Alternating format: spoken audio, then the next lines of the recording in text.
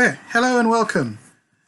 Okay, in this episode of Seedy Location, we are going to be looking at the Android Genesis supplemental to the core set book, the expansion Shadow of the Beanstalk.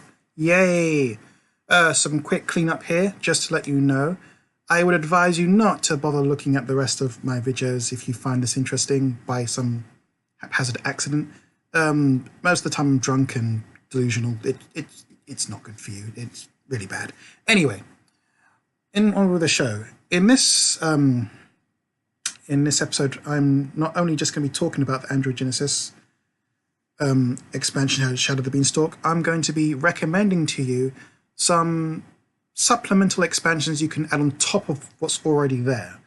This includes using some of the Android Netrunner cards if you have them. Don't have to have them, but it's just nice to have something physical. The idea behind the supplemental stuff I'm going to be supplying to you is some more clarification on net running, ways you can find more drops and loot, ooh, goodies, yeah, ways you can balance that out. Also going to be providing you some more structure for net runners. Not that that won't be fun. The only reason why I'm saying this is because in the actual book, you'll find that there are simple network encounters and the exaggerated network encounters, which there are visuals and examples of. So if you don't want to go through all the ice and stuff and it seems too scary for you still, don't worry, there are ways around that and there's still things you can do. For example, if you're not a netrunner, there are ways you can still encounter the network and do some, well, light pseudo-hacking, let's say. You'll still not be able to hack as well as a runner, but you'll be able to just, let's say, you have an app on your pad that does something because you bought it off a netrunner, and they'll be very clear and set limitations as to what you can do with those applications.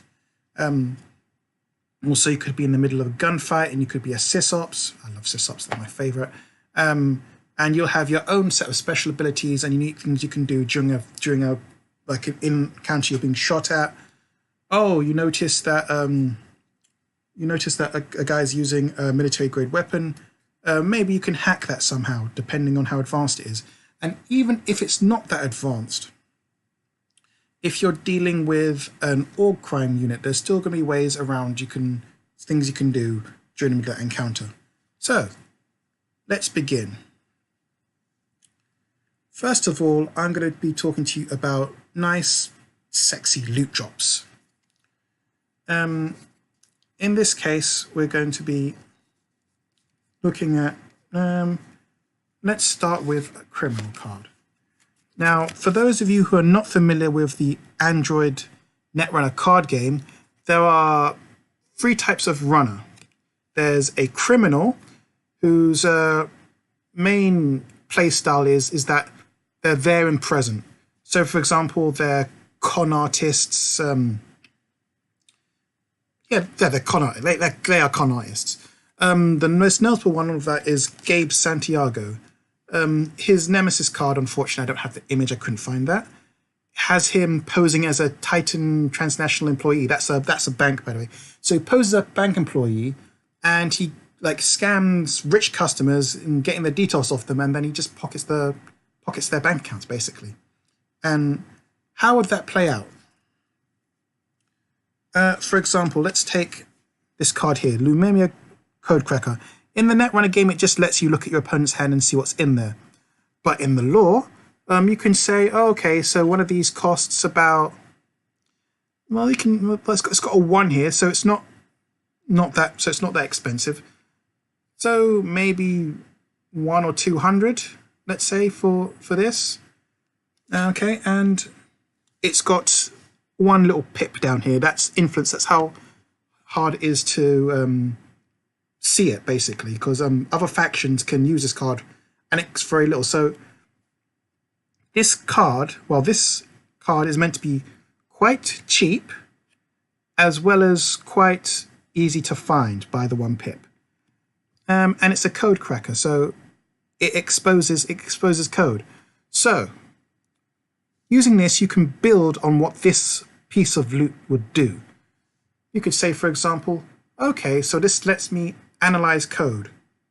Okay, so it's not hacking, by the way, but if you have access to a system, you could plug this in.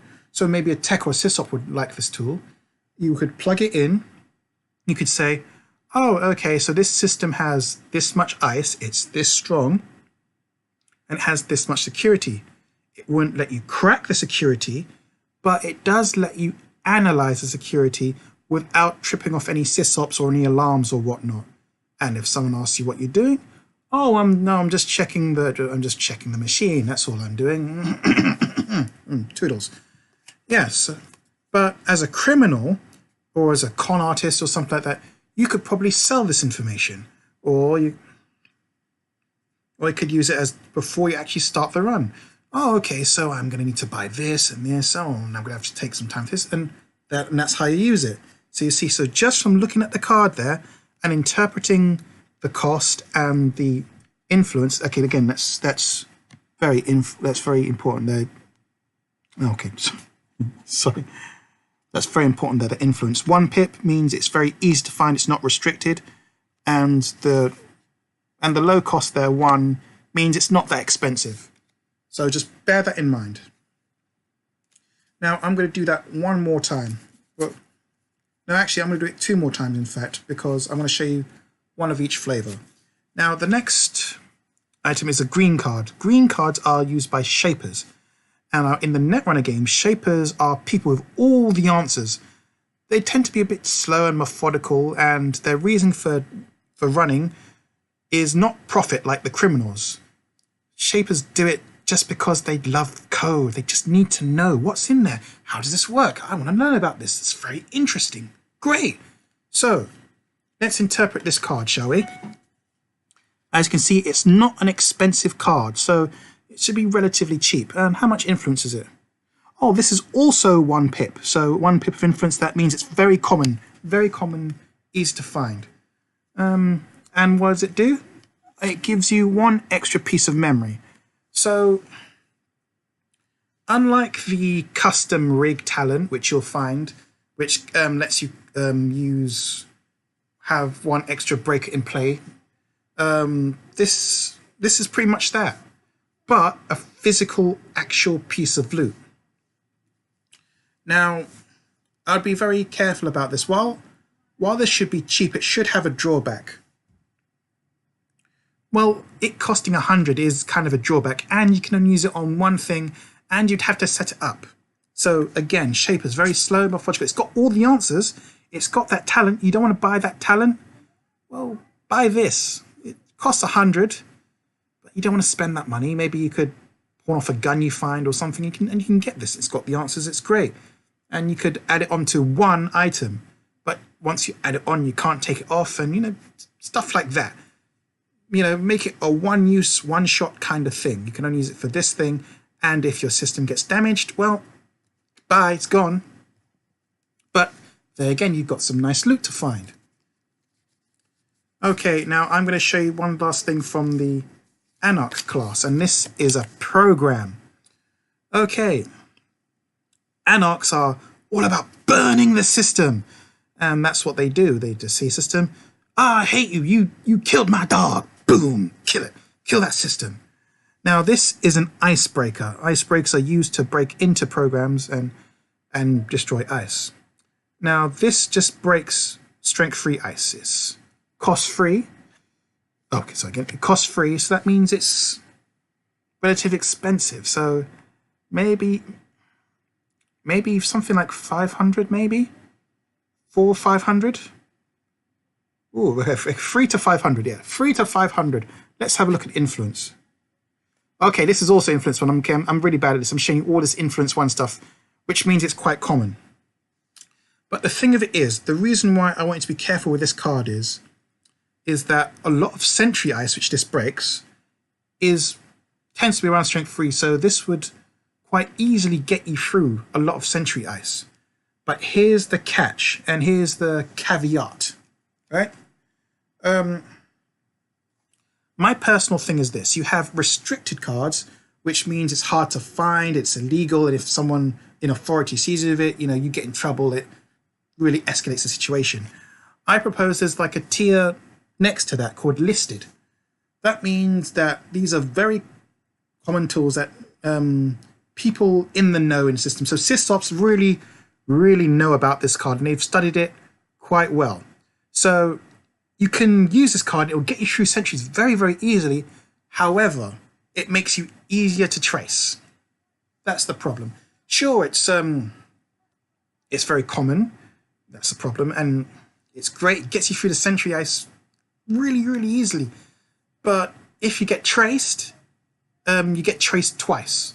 So normally when you get traced, they can figure out which country you're in. But if you're running this, not only do they know which country you're in, they figure out which town you're in as well. Troubling. And if they trace you again, they'll get onto you really, really quick. So, you have to really be careful with those Anak cards. But like I said, loot. Maybe you find some thug and knock him out, and you check his pad. He's got one of these. Great. Get through the ice. Great. Now, we're not done yet, because there's one last set of cards I'd like to go over, and that's event cards. So this is a bit tricky because events are one use set of cards. This card here is a shaper card, which means they've got all the answers, and it's 4 influence, 4 pips right there. That means this is not a common thing. This is a highly prized skill, so it's not something that anyone could do. So maybe you could consider this a program or a technique, or even better, you talk to a runner, right? You said, "Oh, I ran this system and they got me. They fried my brain. I got the shakes real bad, but I learned something. I learned how to tinker with the ice in that system." So then the runner gets this card. So then the player character gets this card. Now, it doesn't cost anything. That's important. It's not, but it's knowledge. It's an event, a one-use thing. So if they go to a particular system, they know how to tinker with the ice in a particular way. So let's role play this out, for example. Let's say if you get 2 boosts and a success when you're rolling around in there, maybe you've broken a piece of ice or whatnot. Now you can tinker with it. So you can use. So now it gains code gate, barrier, and sentry. So you can use any of your breakers to get through it and makes things life a lot easier for you. But you can only do it once. You can't do it again. It's only a one-use kind of thing. It's very rare. You shouldn't make this a common thing. It's only a one-use kind of thing, and that's the deal. You can go on. There's lots of cards. There's lots of cards you can do this for. I'm just going to give you the last like 2 more again, just to round it out, because I feel this is very important, and I need to give you a nice firm base on this one. Sacrificial construct. Again, common 1, doesn't cost anything. All a sacrificial construct is something that's attached to a computer, like a fuse. So if you're going to get your rig damaged, this gets destroyed rather than your computer. But of course, the catch is, if you're using it, maybe your computer slows down. Maybe you always have to roll a setback because your computer's running through this construct. It slows down the system. I mean, it's great for you, but you don't want to use it all the time. Again, you don't always have to roll that setback dice just to keep your system safe. And finally, something that I'm really, really proud of here, a Parasite. I'm not going to go into any more. This is the last one here. Now, again, the reason why I'm telling you about Parasite is that this eats ice. Currently in the book, there's only one thing that destroys ice, and that's Sagittarius A, and it's very dangerous and very unstable. I like that. This is also very dangerous and very unstable. but a bit more targeted. So let me just look at the stats here. It's quite a common thing to see a Parasite, but it costs 200, and it takes up a memory slot. So you have to have the Parasite active.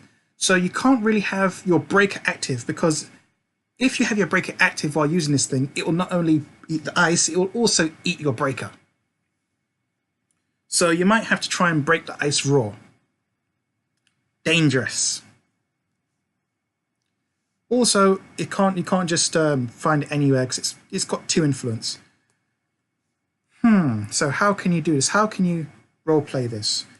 Well, there's a great way you can roleplay this. There's actually an active command. Let's have a look here. Yes, so there's an active command called burn system.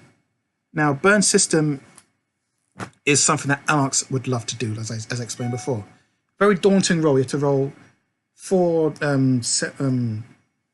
It's 4 purple dice, so 4 difficulty to do, and that's to do it without the Parasite. What the Parasite can do is just make this easier. So let's say you roll, I don't know, an average check, but it's going to have 2 to 3 setback dice. Now, why is that? Because if you mess up, your breaker is what gets eaten. But it's a one-time, one-go kind of thing. If not, if you get it, great. The ice is going to slowly melt away, chip away, lower its strength until it gets to 0 and it's done. But if you get it wrong, great, your rig's dusted. So again, there's lots of cards. I'm not going to go over any more, but I feel it like very important to tell you about all that, because these kind of things just great. Let's have a look here. Now we're going to go on to character stats. Recently, people have been asking me, well, actually one person asked about statting characters. So you're running Genesis for the first time. I've read some great advice from the Finding the Narrative podcast. Highly recommend it. Great podcast. Love it. What they've said, and what another person who was running an L5R Genesis game have commented on, is that boosting your character's characteristics right off the bat can be very, very important, because you see, once you boost them, great, but you can see how much XP it costs right there. See how much XP it costs just to boost that? It costs a lot. But the thing is, you can't do it during the middle of the game. The only way you can boost it during the middle of the game is to get a stage level 5 talent. Very difficult, very tricky. So I don't know if you'd want to leave that so late in the game. So one of the best things to do tends to be, unless you're doing a one-shot, of course, is just to max out your characteristics first. But the downside of this, it leaves you a very brittle character. So I'll show you what I mean by brittle. Now, I've got 400 experience points right now. As you can see, I've got quite a few yellows. But when you first start out, you're going to be like this. If you take a look at my sysops right now, you're going to be like this. You see that? It's not good. See all that? All those yellows are gone. You're going to be just a whole bunch of green. And it's very easy to fail when you're just a whole bunch of green. But if you don't heighten your characteristics, you get a nice even spread.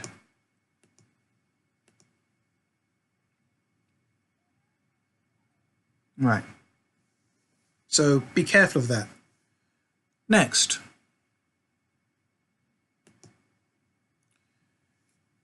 Let's go over some encounter summaries now. So, as I mentioned before in the beginning, there are simple encounters and there are the more complex encounters. So you're in the middle of a gunfight. What do you do? Oh no, I can't do nothing. I'm just a poor helpless sysops, hacker, runner, whatever. He's got a gun, I don't. I've got my pad, or I've got my brain machine interface or whatever. Now you can hack into a camera and send it off to the police, hope someone gets to you in time, or you can activate bioid security. There are plenty of things you can do in the middle of that situation. Or if that person's like a professional criminal, they may have some technology on them that's going to make things a whole lot easier. Things like false credentials, or maybe they'll have some bioids to clean up the mess. Or even if they've just got some guns, you can probably steal money from their pad. You can probably steal money from their cred stick. Even better, you can kind of ring their phone. That's it. You ring their phone. Ring, ring, ring. Like, what's going on? Like, what's going on? Oh, the job's off. What do you mean the job's off? I'm in the middle of a fight. Job's off. Get over there now. They've got our stash. Get back here now. Okay. And then the criminal runs away. Now you don't want to go through this whole rigmarole of doing all this ice and stuff in the middle of that. You just want a simple network encounter. So maybe just roll a number of boost die, number of setback die. If you succeed, you make the roll. Then you role play out all the things you just said. You can even put some talents into some of the talking stuff, so that you can talk to your attacker directly. You could also use it to role play "you owe me a favor" talent, or something like that. So consider that. What's next? Let's have a look here.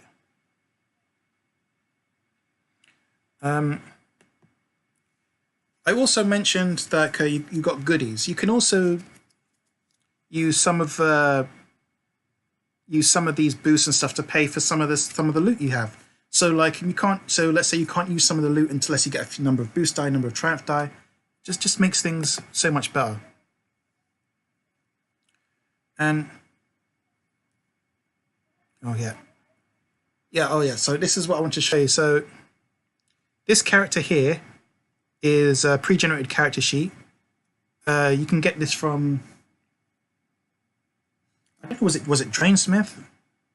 Well, Drainsmith's got lots of encounter network and shortcuts and stuff like that. That's where all these come from, by the way. I should mention that. A nice chap named Drainsmith. And there's also someone else has done this this stat sheet on Genesis Semporium, so you can make your own characters. There's also, pardon me, look for the Genesis Android character sheets PDF for pre-generated characters, if you still want to have a good idea. The con artist, as I mentioned before, acts like a criminal. He has no talents in hacking, but what you can do is, if you want to, as I mentioned about con artists before, and the criminal playstyle. So, for example, say that you're not a hacker, and you want to hack into a building, but you're a con artist. Great! That's all you need. All you got to do is go to the building. Let's just say you're hacking a small office firm that, let's say, a cheap pad factory, let's say. Okay, great. So you walk in as a worker, you blag your way in with some false credentials. How do you think about starting to do this? Well, these are your stats here. Again, you notice nothing in hacking. Well, let's look at some Netrunner cards, some Netrunner loot. Let's just say, how about this? So you bought some diesel just to give you some energy, and your goal is just to divert some funds and embezzle some stuff. That's what you want to do. Well, you're going to have to make runs on HQ. That means you need to be there in person. So that's again, which all we're doing is just interpreting the cards. You just need to be there in person. If you're successful, you get to like take some money. You get to reveal some cards and stuff, just like the code cracker. Oh, okay. So I need to do this, and this piece of information. So let's just say, okay, I need this password, I need this username. Who can I get it from?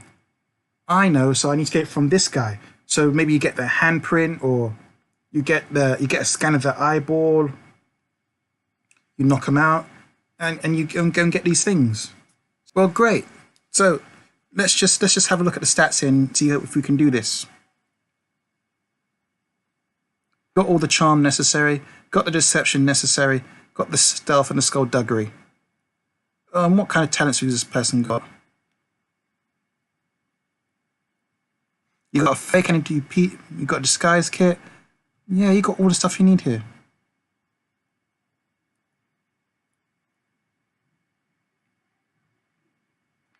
Okay, so you're going to the pad factory. Your goal is just to let's say you install some pad taps, because this pad taps give you money, so you're siphoning off like a credit at a time from people's money. They barely notice, but that's your goal, just to embezzle some funds if you can. But the real goal is to install the pad taps just to get you a straight stream of money that come to you. It comes as crowdfunding.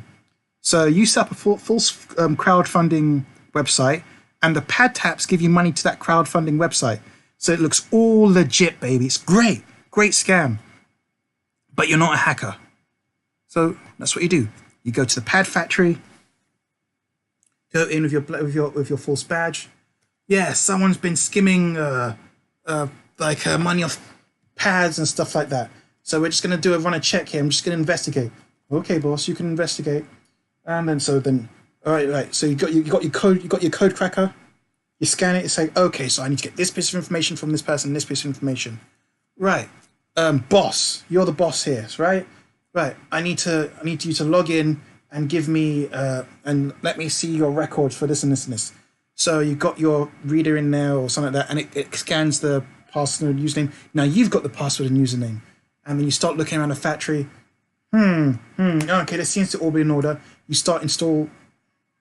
log in, you install your whichever program. There's lots of criminal stuff that can use, but you install your pad tap in the main profile blueprint. So now every single pad for at least 1,000 pads that come out of this factory are gonna have your pad drip code on it. Great. Simple as that. I mean, you can expand it a bit, but you get the general idea of what you're trying to do here. So it's great. Now the thing is,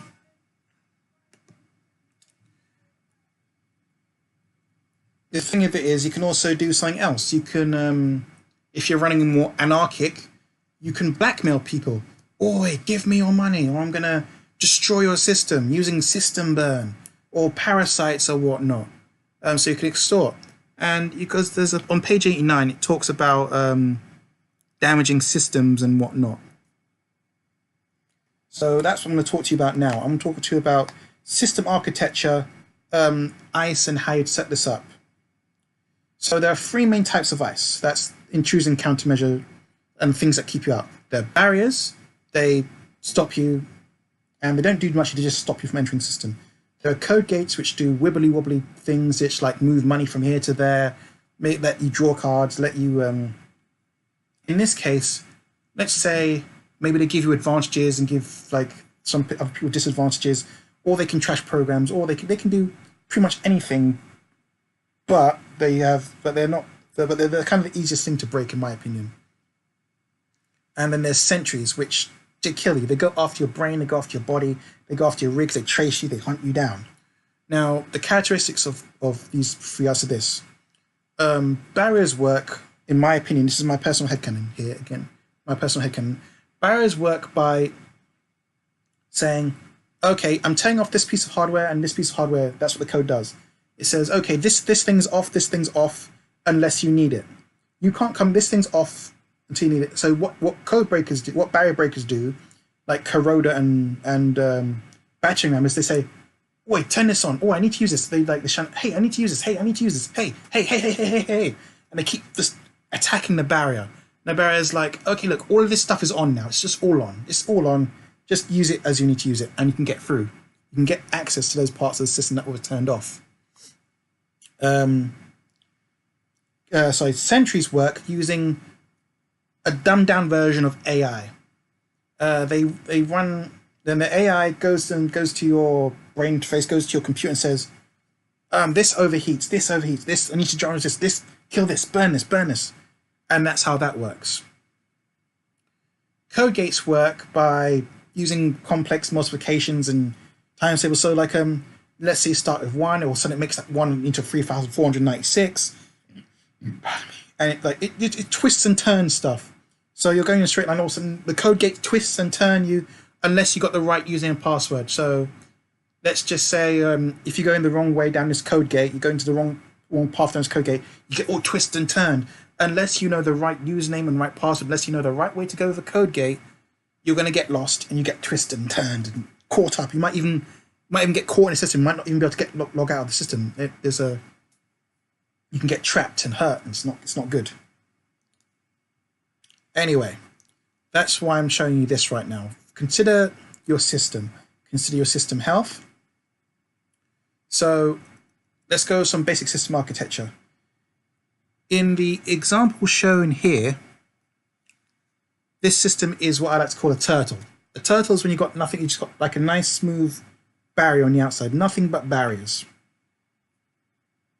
And all it does is you try and get in, can't get in, it's a locked door. Too bad. And then you can have a spiky system. That's where you have barriers with some sentries on top.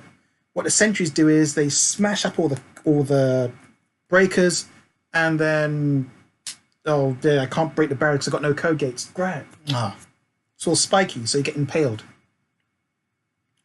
And you could have like you could have a lethal system where there's nothing but sentries, where you can get in, sure, but maybe you hit a snare or you hit a trap, you access a program not supposed to, that program fries your brain. You can get in, but if you go to the wrong subsystem, you're dead. Or even worse, this is my favorite one.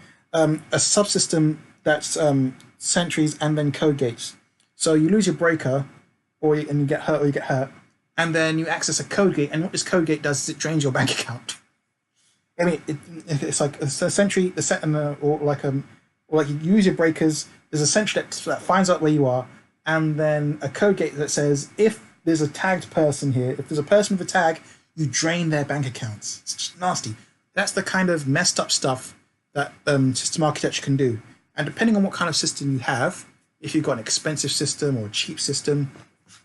Oh yes, by the way, that's listed here, by the way. It's not mentioned in the book, but I'm going to give you some advice on this. Right, let's have a look. Using the card interpretation system I mentioned before, it says here that Archer, which is Wayland Ice, it costs 850 and it's rarity 5. It's restricted. So anything with, again, 2 pips or more, anything with more than 2 pips I'd call restricted and used only by that faction. So you'll only find Archer in Wayland stuff. You can find it in NBN, but it's mostly going to be in Wayland servers. And the reason for this is because they built it and it's their proprietary software. But it's relatively cheap because it only costs, on the card it costs 4, and tier that's turned to 8. So it's expensive, but it's not super expensive. And you've got Hamdell 1, which is a very expensive piece of ice. It's 8 on the Netrunner card. Here they list it as 1,000, and I think the influence is like 3 or 4. So again, it's restricted. So anything above 2 pips influence, interpret it as it's restricted to that faction. You're not going to see it really outside of that faction. There's only going to be a special case. It's also very expensive. So you might want to set aside a certain amount of money. So like if you're a small company, like the pad company from before, it's going to have a setup like you see on the screen here. No, it's going to have 1 layer of ice at most, and they're all going to be barriers. It's just going to be very turtly, very crunchy. It's not going to be able to keep you out. Maybe 1 code gate, 1 sentry, if you want to be extra and polite. But again, these are the kind of things you need to think about. Right, I've blathered on long enough. Thank you for sticking with me if you did. If you have any more questions, please feel free to comment. I can blather on some more, or I can be more specific. I can go more in depth with some stuff. If you still have more questions, please let me know. Thank you.